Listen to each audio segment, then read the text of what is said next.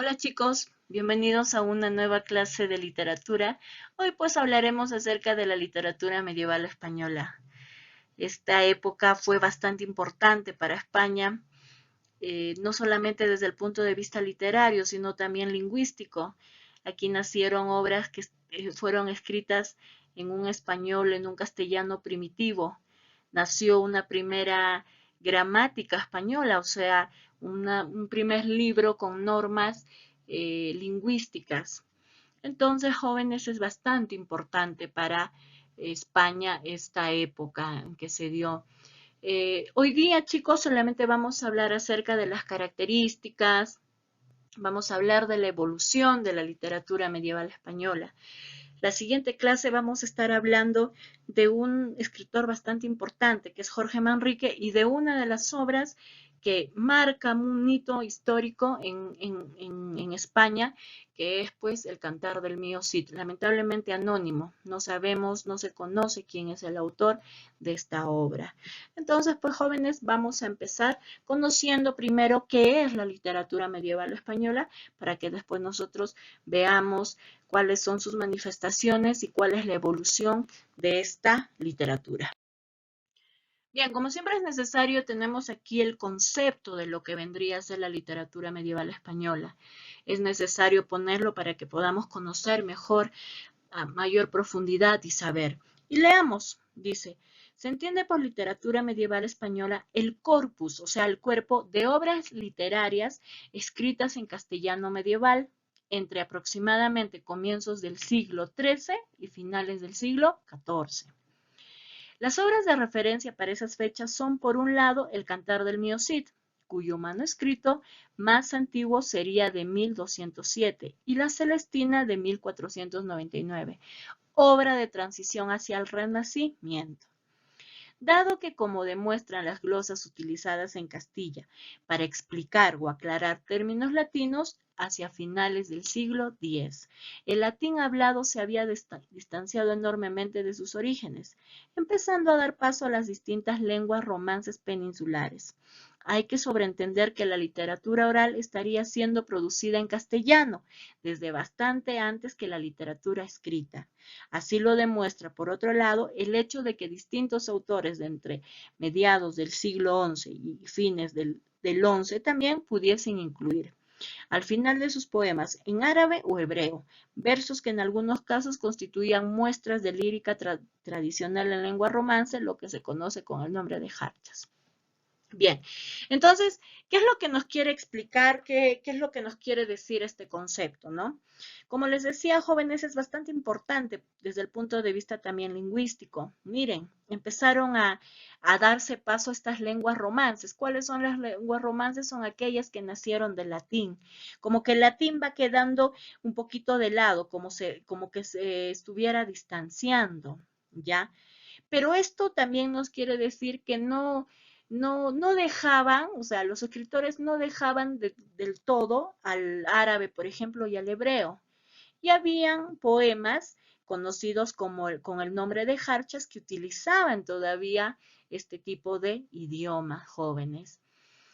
Una de las manifestaciones más antiguas fue el Cantar del Mío Cid, que más o menos fue escrito hacia 1207 y termina pues con la Celestina en 1499 cuando ya da paso al Renacimiento, o sea, ya está ocurriendo esta transición de la literatura medieval española, está pasando a la literatura del Renacimiento. También nos dicen jóvenes que en esta época se dio la literatura oral y la literatura escrita.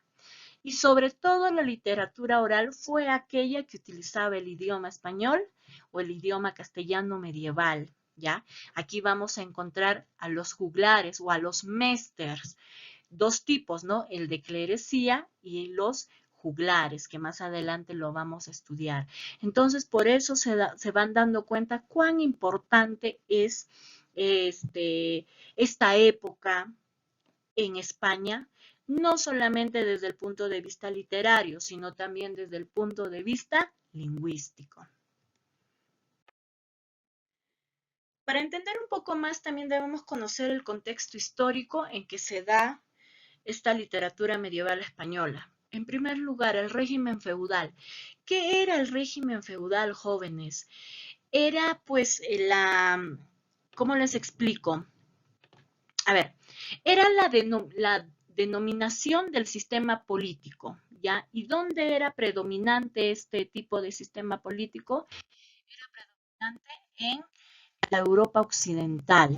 ¿Qué quiere decir esto, jóvenes? ¿Qué quiere decir el, el régimen feudal? ¿Qué quiere decir el feudalismo? Que estaba caracterizado, ¿ya?, porque su política era, ejercían el poder de forma efectiva, con gran autonomía o independencia por una aristocracia llamada nobleza. O sea, para que me puedan entender mejor, quienes dirigían, quienes gobernaban, eran duques, eran marqueses, eran condes, eran varones, eran caballeros. Y todos estos hacían algo llamado nobleza. Entonces, eso era el régimen feudal, jóvenes, que estaba gobernado por gente que pertenecía a la nobleza. ¿Ok? ¿Cuál es la siguiente característica? Es la hegemonía de la Iglesia Católica. ¿Qué viene a ser hegemonía? Hegemonía, jóvenes, es aquello que es, pues, que es una supremacía que ejerce poder sobre otro. Entonces, la Iglesia Católica estaba ejerciendo poder sobre otras religiones, sobre, por ejemplo, la musulmana, sobre la budista, por decirlo así. Entonces, eso ocurría con la Iglesia Católica. Estaba siendo mucho más poderosa y estaba ejerciendo poder sobre otras religiones, y quién sabe, como que también podíamos decir que estaba ejerciendo poder sobre la política, ¿ya? Otro contexto histórico que se da en ese tiempo es la lucha entre cristianos y moros. ¿Quiénes son los moros? Son los árabes. Y ustedes saben, jóvenes, que los árabes son aquellos que pues profesan la religión musulmana y tienen muchas diferencias con los cristianos. Entonces estaba ocurriendo esta lucha en aquella época entre cristianos y moros, o mejor dicho, los árabes, ¿ya? Entonces eso es un poquito del contexto histórico de cuándo se da la literatura medieval española. Ahora vamos a ver las dos no fuentes, sino los dos tipos de manifestaciones que se dieron en aquella época: la literatura popular y la literatura religiosa. Miren, acá tenemos a lo que serían los méster de juglaría y los méster de clerecía. Y aquí, jóvenes, les he puesto pues ¿qué les puedo decir? Una comparación entre entre estas dos manifestaciones, ¿ok? Vamos a ir conociendo. Primero vamos a ver lo que serían los mésters de juglaría, ¿ya? Los mésters de juglaría. Eran pues, estos juglares jóvenes eran quienes cantaban o recitaban, ¿ya? Los poemas, ¿ya? Era un conjunto de poesía que estos juglares iban cantando de pueblo en pueblo, acompañados con una pequeña lira, que es un instrumento de cuerda como muy parecido a la guitarra, pero mucho más pequeña. Como les decía al principio, ¿no? Se dio pues la manifestación oral, la manifestación de la literatura de manera oral y en idioma castellano. ¿Cuáles son sus características? Era oral, era popular, era anónima, los temas eran nacionales y heroicos, era una rima asonante y tenía una métrica irregular. Entonces, podemos decir, jóvenes, que este grupo de poesías no era tan ¿qué les puedo decir? Tan preparado, no era tan fino como lo eran los Mester de clerecía, como eran los poemas que estaban escritos por los Mester de clerecía. Entonces, miren cómo se da, por eso tiene una rima sonante, una métrica irregular. Era anónima, popular, que estaba dirigida para la gente del pueblo, ¿ya? Y bueno, su manifestación fue oral, jóvenes, su manifestación fue oral. Ahora, ¿qué viene a ser el Mester de clerecía? Es la literatura compuesta por clérigos. ¿Quiénes eran los clérigos? Eran hombres instruidos y pues no necesariamente eran sacerdotes, podían ser nobles, ¿ok? Tenían conocimientos superiores a las demás personas. Tenían una enseñanza elemental de aquella época. Estos clérigos habían cursado los altos estudios de aquella época. ¿Ok? No solamente tenían enseñanza elemental, sino también tenían altos estudios. ¿Qué quiere decir esto? Que ellos tuvieron la oportunidad de pisar universidades, de tener una educación superior. Entonces, ahí se podría decir que podrían provenir la expresión cuaderna vía, ¿ok? Entonces, eso les voy a explicar más adelante, qué es la cuaderna vía. Entonces, miren, jóvenes, cómo eran estas características de estos clérigos que compusieron la literatura medieval, que hicieron el Mester de clerecía, ¿ya? El Mester de clerecía. A ver, ¿cuáles son las características de este Mester de clerecía? 1, que a diferencia de juglaría es escrita. 2, es culta, o sea, para gente más refinada, para gente mayor preparada. Los temas que habían eran religiosos. Miren, a pesar de que, como les dije, no eran los clérigos necesariamente, o sea, los sacerdotes necesariamente que lo escribieran, de todas maneras sus temas eran religiosos. Tenía una rima sonante, uso del verso alejandrino y de la cuaderna vía. ¿Ya? La cuaderna vía, jóvenes, es un tipo de estrofa de la métrica española. ¿Ok? Es un tipo de estrofa de la métrica española. Los primeros que lo utilizaron, por ejemplo, fueron Gonzalo de Berceo, Juan Ruiz o el arcipreste, también conocido como el arcipreste de Ita. Entonces, jóvenes, esto surgió aquí gracias a, pues, el Mester de clerecía, gracias a estos clérigos. Entonces, miren cómo era muy marcada también las clases sociales, ¿no? Cómo eran muy marcadas las clases sociales. Uno dedicándose a lo que es, pues, el pueblo, ¿no? Porque ellos también decían de que el pueblo, a pesar de ser analfabetas, las personas también tenían derecho a conocer sobre cultura y a conocer sobre poesía. Y bueno, el otro que estaba dirigido ya a gente con mayor preparación, a gente que había tenido la oportunidad de pisar las universidades. Ahora, chicos, vamos a ver la evolución que se da de esta literatura española. Como les dije al principio, solamente vamos a hablar de esto, de las características, de la evolución, del contexto histórico. Ya en la siguiente clase hablaremos de Jorge Manrique y hablaríamos pues de este poema, de este gran poema, ícono, que les digo, símbolo de la literatura española, pues que es el Cantar del Mío Cid.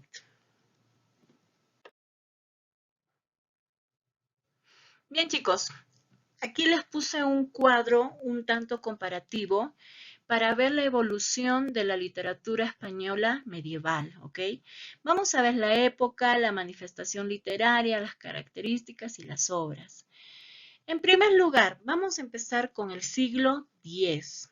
En esta época se da la manifestación literaria de la glosa. ¿Qué viene a ser la glosa? Es una composición poética elaborada a partir de unos versos que aparecen al principio y que se van desarrollando y explicando, ¿ya? Que se van desarrollando, o sea, al principio aparecen los versos y a medida que va pasando se va explicando, se va desarrollando. Características y obras. Estas anotaciones fueron hechas en latín, ¿ok? ¿ok? Fueron hechas en latín. Vamos a encontrar dos tipos de glosas, las glosas emilianenses y las glosas silenses. Las glosas emilianenses son jóvenes, son pequeñas anotaciones manuscritas en un códice. ¿Y cuál era ese códice? Era el latín, ¿ya? Pero también eran realizadas en varias lenguas, no solamente el latín, sino también, por ejemplo, el romance hispánico, el español medieval, también tenemos el aragonés, el euskera, ¿ok? Entonces, ¿cuál era la intención de estas glosas emilianenses? Era pues aclarar el significado de algunos pasajes del texto latino, ¿ok? Del texto latino. ¿Y qué eran las glosas silenses? Son comentarios que estaban escritos en lengua romance peninsular. ¿Qué quiere decir lengua romance, chicos? Son aquellas lenguas que nacieron del latín, ¿ok? Estas fueron realizadas por copistas medievales en los márgenes de un códice en latín, que se hallaba pues en el monasterio de Santo Domingo de Silos. Al igual, chicos, y al igual que las glosas emilianenses, su finalidad también era aclarar los pasajes oscuros del texto latino, ¿ya? Entonces, eso eran las glosas emilianenses y las glosas silenses. En el siglo XI se dan las jarchas mozárabes. ¿Qué eran las jarchas mozárabes?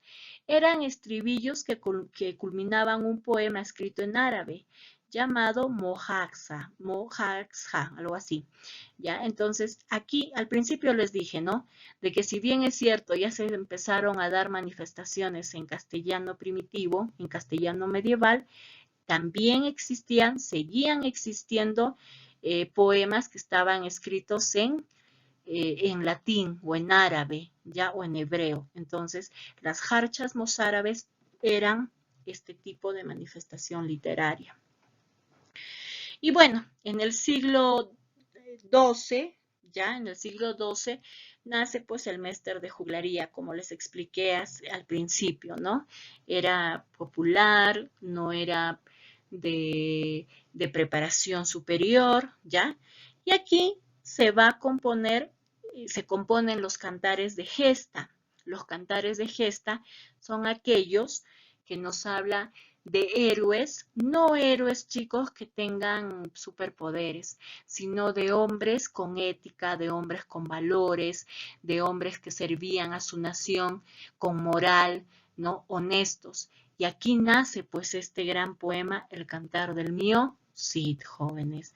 El Cantar del Mío Cid, que en la próxima clase vamos a hablar. Como les decía, el Cantar del Mío Cid es muy importante para la literatura española y también para el idioma español, ¿ya? Vamos a pasar a los siguientes siglos. Y bueno, pasamos al siglo XIII y también al siglo XIV, ¿ya? Pasamos a estos dos. Aquí vamos a encontrar el Méster de Clerecía. Recordemos, fue compuesto por clérigos. Bueno, no necesariamente clérigos, pero eran hombres que habían tenido la oportunidad de tener una educación superior, de pisar universidades, institutos, etc. Vamos a encontrar aquí a Gonzalo de Berceo con su obra Lores de Nuestra Señora. Encontramos a Infante Juan Manuel, nacido en 1282 y fallecido en 1348. El libro de los ejemplos del conde Lucanor es su obra. También encontramos a Juan Ruiz, conocido como el arcipreste de Hita. Nace en 1283 y fallece en 1350. Su obra, El libro del buen amor. ¿Ya? Tenemos el siglo XV. Aquí ya se da la transición hacia el renacimiento, jóvenes. Ya cambia de época. Ya va a nacer este movimiento literario que es el Renacimiento. Y aquí vamos a encontrar a Jorge Manrique en 1440, nace y fallece en 1479, con su obra Coplas a la muerte de su padre, que en la siguiente clase también la vamos a ver.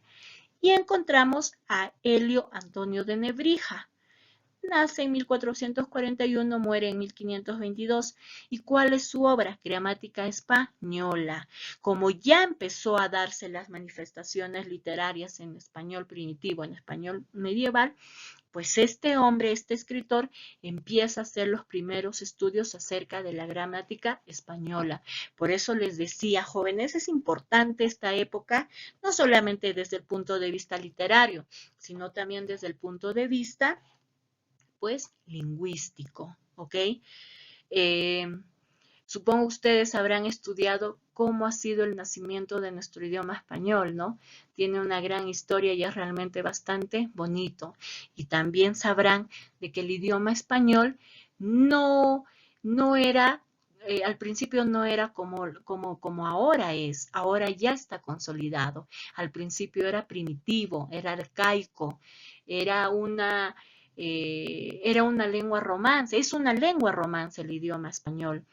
La próxima clase les voy a dejar un audio, la lectura de una parte del Cantar del Mío Cid en idioma español antiguo, primitivo, que cuando ustedes lo escuchen van a decir esto no es español, esto no es castellano porque difiere mucho a lo que es ahora. ¿Ya, jóvenes?